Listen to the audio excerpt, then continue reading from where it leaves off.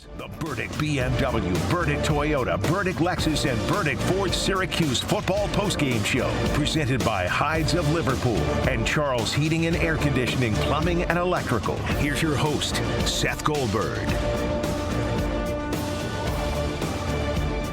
All right, how we feeling, guys? Another Syracuse football game in the books. The Orange dropping this one 21-10 down in Pittsburgh. We will hear from head coach Dino Babers coming up shortly, live from Pittsburgh, as he is just getting off the field, and we'll hear his thoughts, his reaction to the game. Want to hear your thoughts as well. 315-437-7644 is the telephone number, or on Twitter at Seth Goldberg17, or another way, on Twitch. Getting our chat on Cuse Sports Talk. Just check it out, twitch.tv/Cuse Sports Talk. You can watch the show live in color. You can see my smiling face right in the middle of your computer or phone screen, if you would like, as we go through the afternoon here on ESPN Radio Syracuse and ESPN Radio Utica Rome. Thanks to everybody for joining us this Saturday afternoon after, and let's be honest, just a tough game to watch if you're a Syracuse Orange fan. A tough game to kind of see play out, because it really felt so familiar. It felt so similar to what we saw last week. It is essentially the same recipe playing out. The defense did their job. Special teams looked all right. You put yourself in a position to win a game.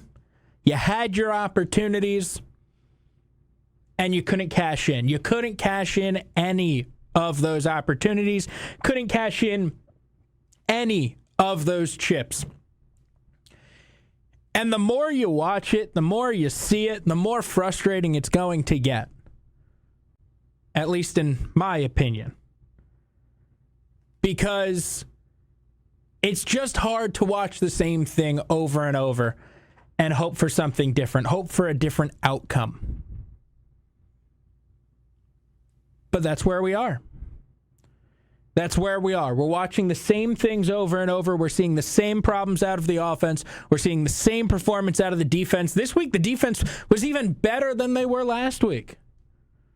And yet, here we are. Here we are. Sitting after an afternoon of just a painful watch, if we're being honest. A watch where you didn't feel confident or comfortable that this team would ever really get any kind of offense going. A game that felt over in about the third quarter. The only thing left to watch was if they were going to hit that 21 and a half number that you might have been able to get in some places on the Pitt Panthers. They didn't. Just in case you were wondering, in case you're not so great with math, Pitt didn't get there. But on the field, this game felt over from about the third quarter. Because time after time, this Syracuse team had opportunity.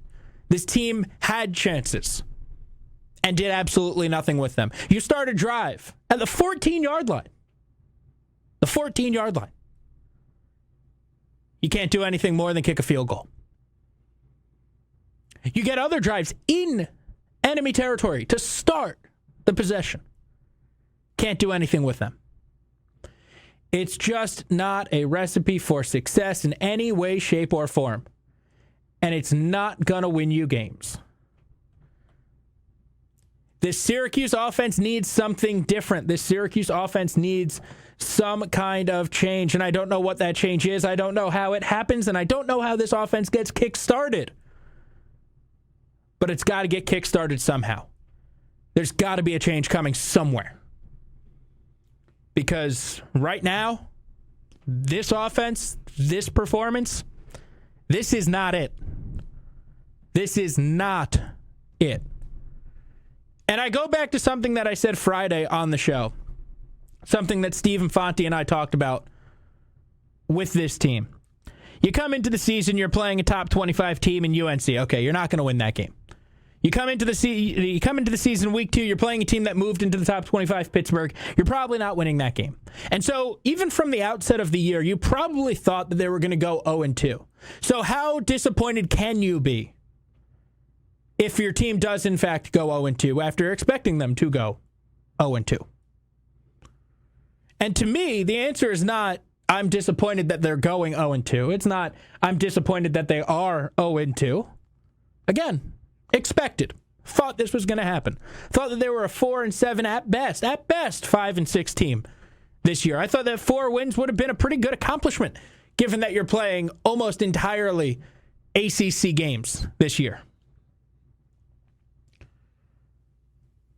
The thing that I would be more annoyed by, the thing that I am more caught up on, more so than the fact that they went 0-2 to start the season, more so than the fact that they've now lost back-to-back games, it's that you're seeing the same thing.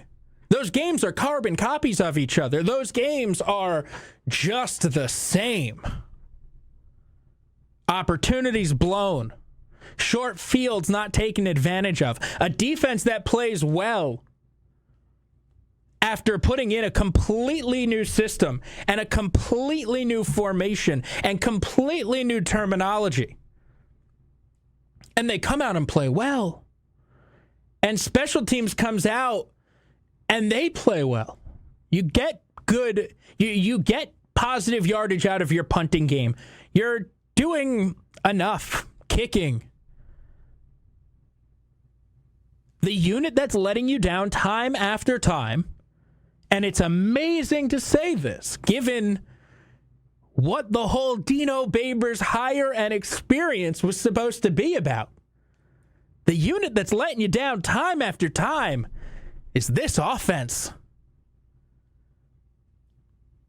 And right now, it just is showing no signs of getting better. I mean, it might have even gotten worse. You have Tommy DeVito completing 9 of 15 passes for 32 yards? Are you kidding me? Think about that for a second. Think about how hard that is for just a moment. He threw 15 passes and gained 32 yards. That is nearly impossible. That is nearly impossible. That's like if every pass he threw was caught at the line of scrimmage and the receiver took one step and then was tackled. That is impossible. And yet that's what happened. You're looking at a running game that, yeah, sure, it came alive in the second half. It was better in the second half. Jawar Jordan showed you something. Ran for 40 yards. An offense that as a whole put up 171 yards, 69 of those coming on one touchdown. It's just inept. It's dreadful. It's bad. And pardon the pun, it's offensive to watch this offense go to work. It's just brutal. And I never thought that I would be seeing an offense this bad under this head coach. Because the first thing he did when he came in, that press conference, it's now almost 5 years ago. We're sitting in the football media room, the football theater room up on the SU Hill. Tells us to close our eyes. And yeah, he talked about a defense. He talked about special teams. He talked about a team being well coached. He talked about the building being loud. Yes, he talked about all of it in his introduction to the Syracuse fan base, to the media, to the fans, to the players that December 5 years ago. But the thing that was highlighted more than anything was the offense. The thing that was highlighted as a positive for Dino Babers more than anything was that offense. And right now, it's just not there. It's just not there. Think back to the first year that he was the head coach. Think back to the second year that he was the head coach. Think back even to the third year that he was the head coach. At the worst times in those 3 years, you still had an offense. Yes, Lamar Jackson may have been running all over the Carrier Dome. He might have hung near 80 points on you in your home building and hurdled defenders. Jameis Winston might have made you look silly. And Travis Etienne might have been scoring touchdowns from 50 yards out. Yes, all of that was happening. But you always had an offense. You always had an answer. And you were able to move the ball and put points on the board. And now, over the last 14 games, you have not been able to do that. You have not been able to move the ball. You have not been able to put points on the board. And rather than progress, it has gotten worse. It has taken steps backwards. And there's no other way to look at it. No other way. Why don't we try and sneak in a quick phone call here? Waiting to see. See, I'm very concerned here. I'm worried that if I go to Scooter in Jamesville, Dino's going to come up on the Zoom press conference. I'm worried if I take a commercial break, Dino's going to come up on the Zoom press conference. So let's keep it safe. I'll go to Scooter in Jamesville. And Scooter, if Dino pops up, I'm just going to say, Scooter, hold on. And I'll pop you back on hold and we'll get to you later. How's that sound? Sounds great there, buddy. All right, let's get to it. What do you got? On the Orange Nation, I made a statement that if they get down to the goal line and they decide to run the ball up the middle twice, when they shot to score, I was going to turn on the worst three sequels and try to find them, which is Caddyshack 2, Major League 3, and the Attack of the Killer Tomatoes Part 1. And I basically did it for a while, and then I turned it back. But once again, we get down there and we run the ball. I mean, come on, guys. I mean, you talk about just like watching reruns. It's the same thing. And I just thought after what happened last week, he kind of learned his lesson. Right? I mean, we're at 0-0, right? I mean, we're down there. We got to score a touchdown. This is Pittsburgh. We're not going to beat these guys by field goals, right?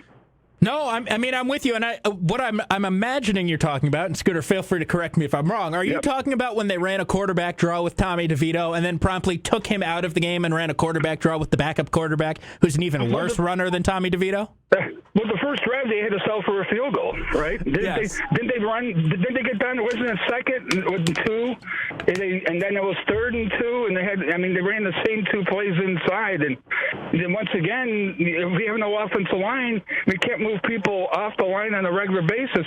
We're not going to do it at the goal line, are we? I mean, it's just, to me, it's just like watching the Carolina game. And they had 3rd and 12 in Carolina, and when we were down 7-0, they ran the ball up the middle. And if you look at the other drives we got down there, we had DeVito made that great scramble against Carolina. We had the ball at the 2-yard line. You remember that? And that was in I believe that was in the third quarter. And the next play, we run the ball. It's like, our MO, I don't know what our MO is now. You mentioned it right on the head. Are we an offensive team? Mike Leach, we used to coach Texas Tech, Washington State, now he's Mississippi State. Everywhere he's gone, his quarterbacks throw for 3,000 yards. Yep. I can't say we can do this with this offensive system. And that's what's his intent. Like I said, but the Carolina quarterback last year, true freshman, throws for 38 touchdown passes, new head coach, new offensive coordinator, and yet right now Tommy DeVito after 3 years feels like he's still feeling his way around. I'm with you. I'm with you, Scooter, and you know this, right? And because I know you listen to the station a bunch, and I think that people who listen to the station know I'm a Tommy supporter for the most part. Like I think that there's talent there. I think that there is something there. I'm beginning to wonder more than I ever have about how realistic it is that he turns into a player for this team. I really am. It's getting harder and harder to see. It's amazing because no one knew about him until he went to that All-Star camp, right? Remember, we got him under the radar from Jersey. Then he goes to and all of a sudden everybody wants him. But you know what? Throwing the ball with somebody running in your face is totally different. It just looks like he's got actually the deer in the headlight look. And unfortunately, with an offensive line like that, you can't. That's the difference between that and Dungy. Because at least Dungy, with people draped all over him, at least try to make the play, And that's, Dungy wasn't even recruited out of Oregon. And it shows you sometimes it's the heart more than actually the talent sometimes. Yeah, no, you're absolutely right, Scooter, and thanks for the call, as always. Some good stuff there. If you want to follow Scooter, 315-437-7644. I mean, you've got to be asking questions. I really think you have to be. As much as it's... as much as you could say it's unfair, and look, I've been the one defending Tommy DeVito. I've been the one saying, hey, it's not fair to do this or that, or, to question so much just because of the situation. There's no offensive line. He's not exactly getting any help from the wide receivers this year. It's becoming really hard. It's becoming really hard to defend anything that's really going on because it's just been so bad now. Specifically, these two first games. Again, he threw for 32 yards today. He threw for 32 yards today on 15 attempts. I mean, that's just unacceptable. Like you just can't have that. So it's a really tough position to be in, a really tough spot to put your players in when your quarterback is doing that and just not getting the job done. So I don't know what the discussion is, and maybe we can talk about this a little later in the show, maybe after Dino's press conference, maybe during the week when I've got Steve with me here on Orange Nation. I don't know what you do. I don't know what you do because I look at Rex Culpepper and I don't exactly think that's the answer. I don't exactly think that's the guy that you've got to turn to and say, he's the man, the fifth-year senior, he's the quarterback to come in and take charge. I don't see that. So we could talk about that a little bit later on in the show. But this team's got to get better offensively. Got to get better offensively, and that is our Improving the Team, brought to you by Wadhams Enterprises. Wadhams Enterprises is improving their team. They have home, daily CDLA driving positions available for experienced drivers and also offers CDLA training at no cost with a job waiting upon completion. Call recruiting today at 800-334-1314. That's 800-334-1314. I see we've got Randy in Texas on the line. Randy, I don't know if you heard what I said to Scooter, but I am waiting on Dino Babers to start his press conference. So I'll bring you up here, but if we see Dino pop up, I'll just tell you, hey, let's throw you back on hold, and we'll get to you. How's that sound, all right? Dino's a lot more important than me, so yeah, no. But, Seth, the problem I'm having is, I feel like I'm watching Groundhog Day, easy for me to say.